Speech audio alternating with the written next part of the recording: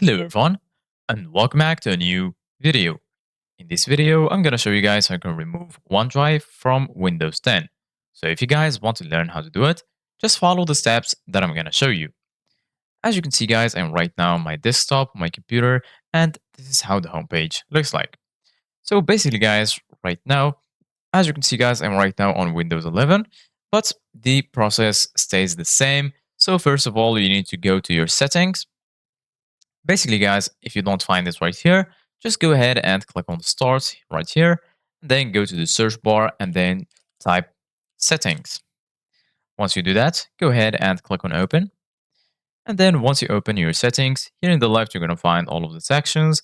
So right here, you're going to find Home, System, Bluetooth and Devices, Network and Internet, Personalization, Apps, Account, Time and Language, Gaming, Accessibility, Privacy and Security.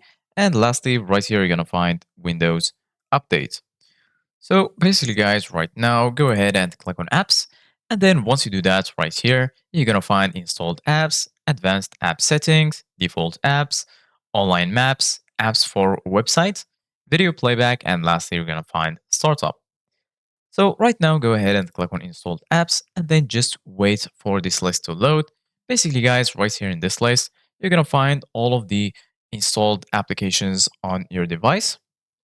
So right now, go ahead and scroll down until you find OneDrive, or you can just go to the search bar and then type OneDrive right here. And then as you can see, guys, right here, you're going to find Microsoft OneDrive. So basically, guys, what you need to do, guys, right now is click on the three dots here in the right. And then once you do that right here, you're going to find two options, modify and uninstall.